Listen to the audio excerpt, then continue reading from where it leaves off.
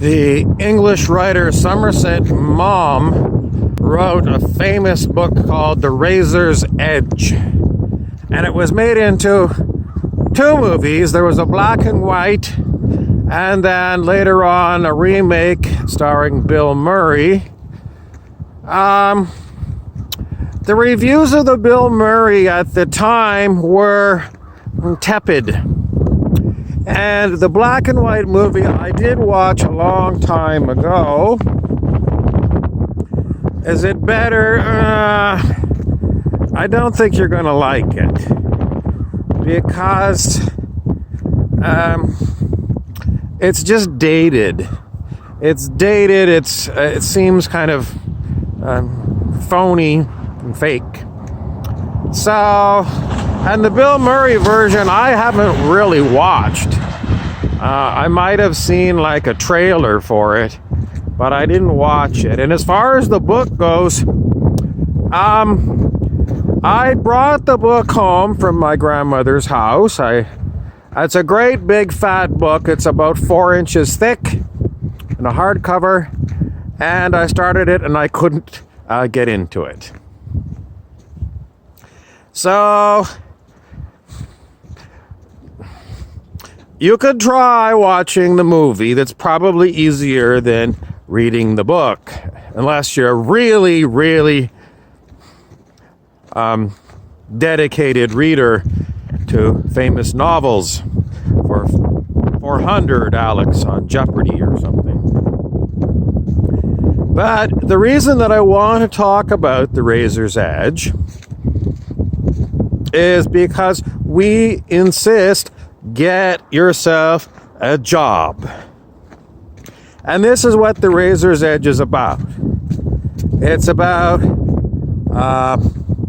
a young man who has to go to war, and it interrupts his life, and he experiences war. And most people, this would have been World War I, most people that experienced war had trauma from the war. Even if they weren't physically injured, they were all pretty much injured in their soul. And so Larry Darrell, who is the character in question, comes back, and after the war, he's offered a number of what seems to be enticing jobs. In business, for example. And every time someone offers him a job or inquires if he's going on to law school or something, no is basically the response he always gets, or he always gives the response, no, I'm not doing that. And all the other people are perplexed. But it's not on Larry Darrell's agenda to once again go to war for a corporation, and this time, or clients as a lawyer. No, he has had enough of doing his time for somebody else. The somebody else who sent him off to war. So he is having none of it, because when he comes back from war, it's the same. It's the same at home as before he left. Nothing really changes. The people who didn't go to war didn't change. They're still the same. And he finds them very two-dimensional people, because that's all they talk about. Their business and, keeping up appearances. And he has really no desire to do that. And so what does Larry Darrell do? Well, I don't know. There's like 4 inches thick of hardcover book about what he does. But the summary is Larry Darrell, the character in the book, was based on a real-life human being. And that human being at one point went off to India, and he met a very famous guru. What's a guru? Well, in the West, a guru is like a coach. But in India, a guru is much more than a coach. It's, well,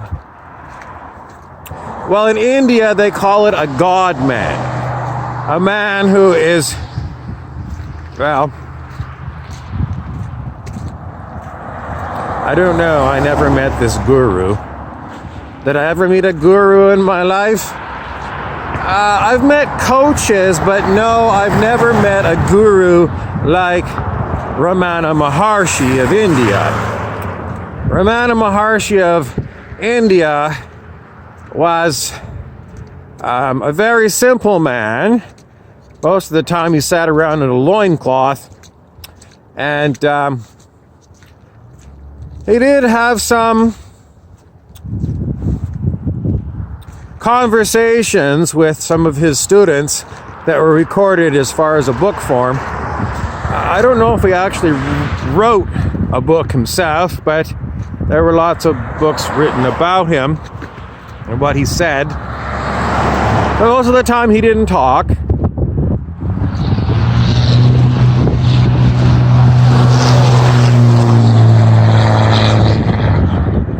Does that mean in India that people who are considered to be God men, if they don't talk, that God doesn't talk? I don't know. I don't know. Why do I keep bringing up Ramana Maharshi? Well, because if you are at all interested in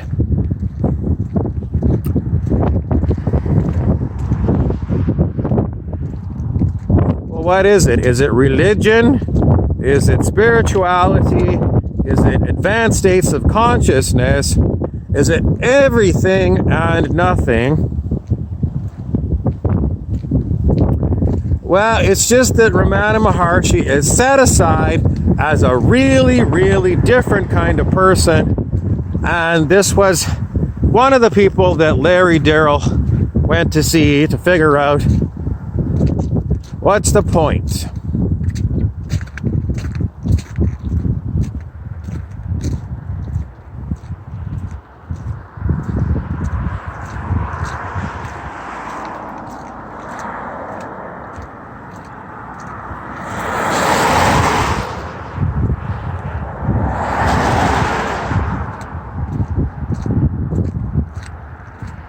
Now, there was the Julia Roberts film, Eat, Pray, Love, and, you know, she did the same kind of thing as Larry Darrell did.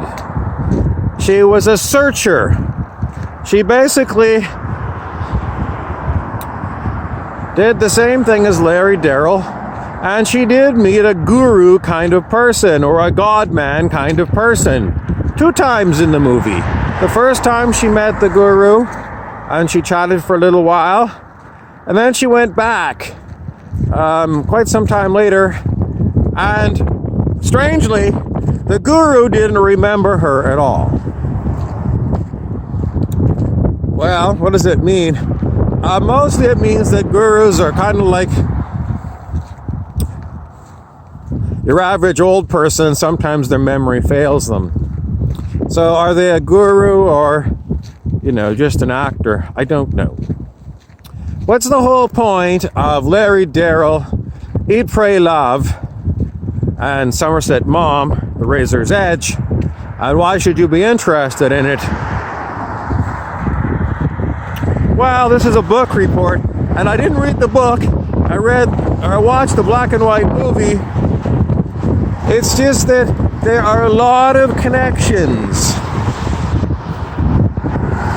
with Ramana Maharshi to other very interesting human things.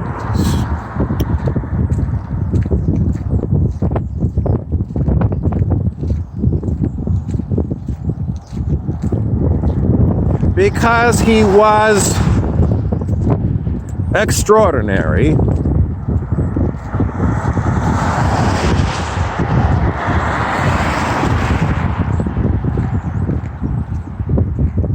That doesn't seem like a good wind-up to my book review. I mean, there's plenty of extraordinary people that have been in the Olympics, and people who have been presidents and prime ministers, people who have been famous scientists, famous actors, inventors, etc. So why be interested in Ramana Maharshi and these god men from India? Because in the West, we don't seem to have these god men people, god women people.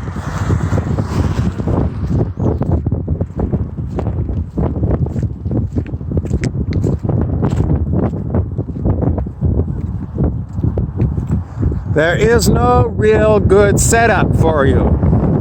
Because I don't know if you're going to go watch Eat, Pray, Love again and open a bottle of wine and forget all about it.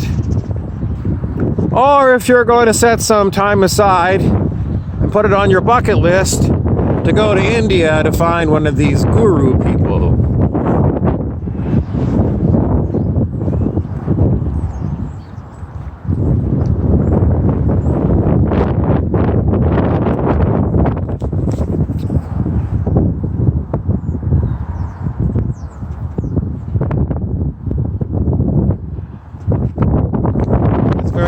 So I'm just going to pause here, pause, and tell you what.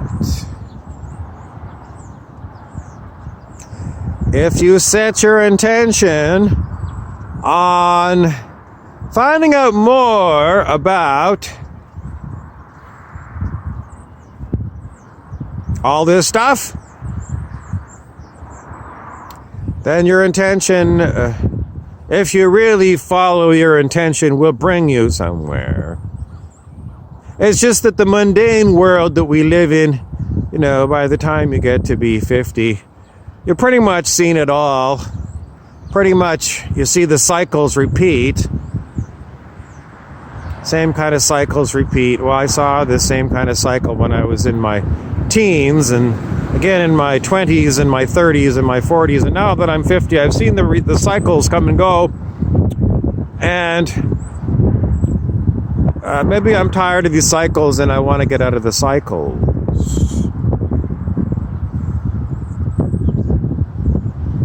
Cyclic living is what the people in India and the Buddhists in Tibet teach.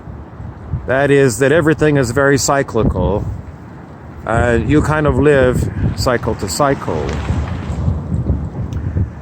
And if you want to get off the wheel of karma, you've got to become like Ramana Maharshi or Larry Darrell.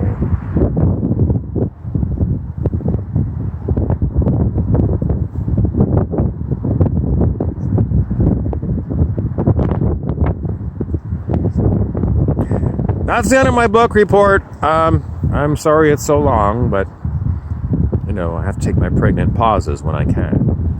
I'm Harry Weaver, the narrator of Book Reports.